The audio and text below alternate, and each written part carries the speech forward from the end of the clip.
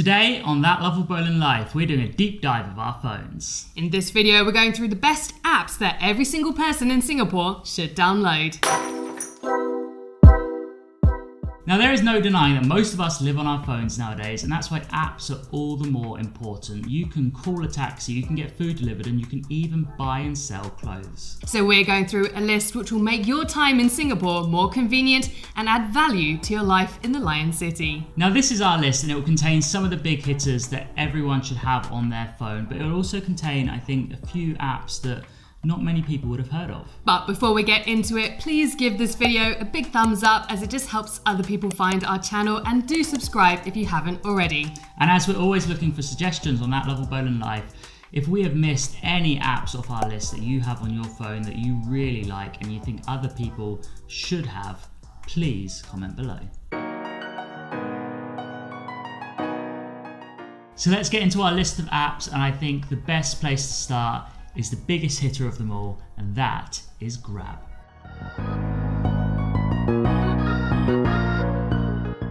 So our relationship with Grab started way before we even moved to Singapore. Back in 2015, when we moved to Malaysia, we downloaded this app called My Taxi. Back then it was just for ordering cabs. So when we were going into work, when we were coming back from work, before we had cars in Malaysia, we would use this app. But since then, since I think 2016 when it changed its name to Grab, it has just grown into this super app. Yeah, so right now we use Grab for food delivery, ordering cabs, and you can even have packages delivered, you can go shopping. So it's a really convenient app to kind of do most things here in Singapore.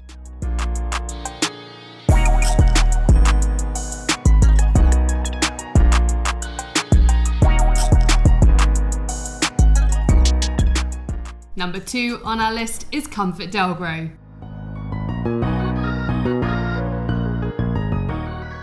So we use Comfort mostly for booking cabs when other apps such as Grab and Gojek are maybe more expensive. But also, if you're living here in Singapore, you cannot miss the iconic blue cabs. They're everywhere around the island. And also, it's really cool because you get to have some of the aunties and uncles who drive the taxis. They sometimes do have some really cool stories to share about Singapore.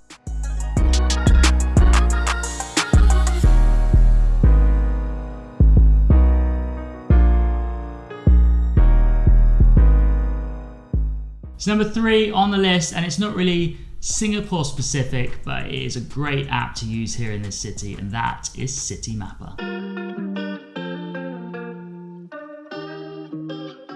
So in essence, this app, if you've got a point A and you've got a point B, will literally just tell you the quickest way to get somewhere. Whether it's walking, whether it's on a bus, the MRT, or if it's a taxi, it will literally break down each option with the cost and with how long it takes. So it's a great app for people who are visiting Singapore when the pandemic is over, but it's great for like everyday use.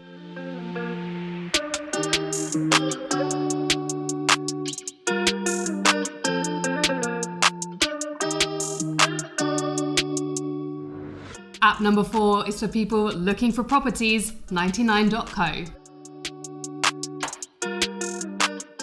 So we were lucky enough when we first moved to Singapore to actually stay with family for a little while. So we had some time to actually view different places on 99.co, and it's great because you can put how many bedrooms, bathrooms, the square footage which you want, and obviously it has a lot of pictures, so you can kind of get a sense of what the property looks like before you view. I mean, quite standard stuff, but we found it really useful when we were looking for somewhere to call our own here in Singapore.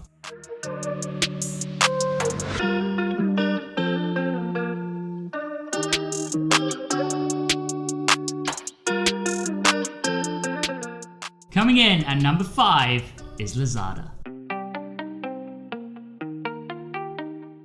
So again, I'm going to take you back to 2015 when we first moved to Malaysia. I had such a culture shock because when I lived in London, I would buy most things off Amazon. When we moved to Malaysia, it took me a long time to find Lazada, but it is great for anything you want. One of the main things we use it for now is Redmart. We do our grocery shopping there. So I think this app is great for those people that have just moved to Singapore or looking to move to Singapore because it just helps with day-to-day purchases.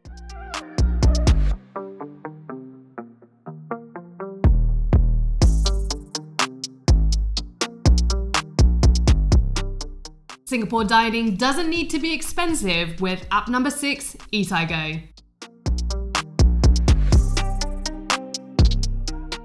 So Eat I Go is one of these apps which you can book reservations and you actually get money off for booking with Eat I Go. So we've used it on numerous occasions when, we're wanting to explore Singapore and also just try different foods. So it's definitely one to have in your phone. And I remember when we first moved to Singapore, we didn't have much money, so this is great. Like you can get 50% off at some restaurants, so download it, use it, get cheap food. You'll thank us later.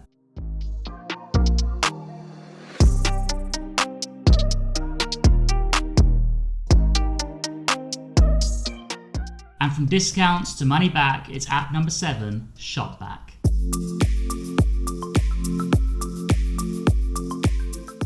Now this is an app that we only recently discovered, but it is fantastic. Like when you're booking a hotel on Agoda, when you're buying things online from Lazada or from Amazon, you basically go through the app, click on the store that you want to buy from, buy your goods, and it gives you a certain percentage back. So we have saved so much money on this app, and I think especially Singapore is seen as an expensive country, but it doesn't have to be when you have apps like this.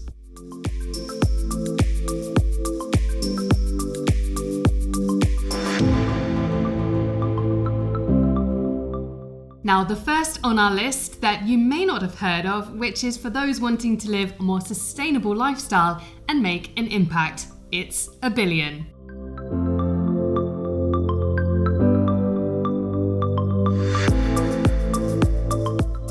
So A Billion is actually a startup which was launched right here in Singapore, and it is essentially a review platform for vegan dishes, vegan products, for people wanting to live a more sustainable lifestyle and actually just find great food places nearby to them. And it's not just here in Singapore, it's actually global. We are not vegans ourselves, we class ourselves as flexitarians, but we've been using the app and found it really great. The best part of it is every review which you leave raises $1 in credit which they give to you, and you can donate to charitable causes of your choosing.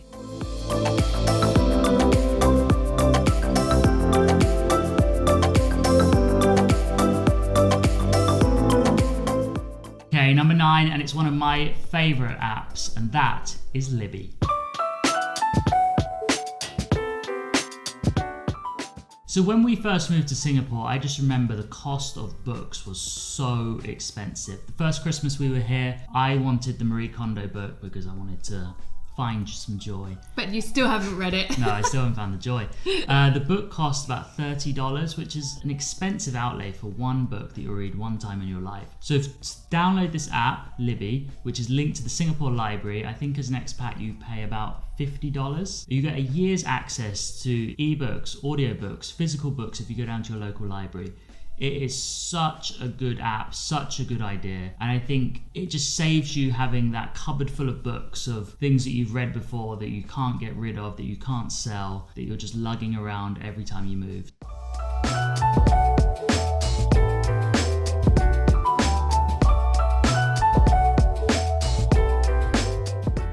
And finally, number 10 on our list is Nordvpn.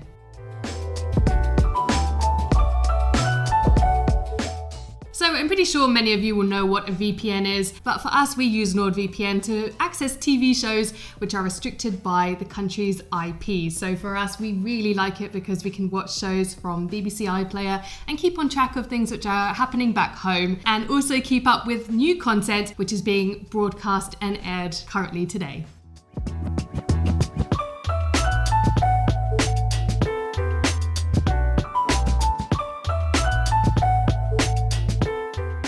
And there you have it, that was our top 10 list of apps that we have downloaded here in Singapore and that we use every single day. Please give this video a big thumbs up, it just helps others find us, and do subscribe if you haven't already. And as I said at the start of this video, we are always open to suggestions. So if we have missed anything that's on your list, or you think there's any apps that we should just download and use, please put them in the comments below. We'll catch you on the next one. I'll try and learn my lines even.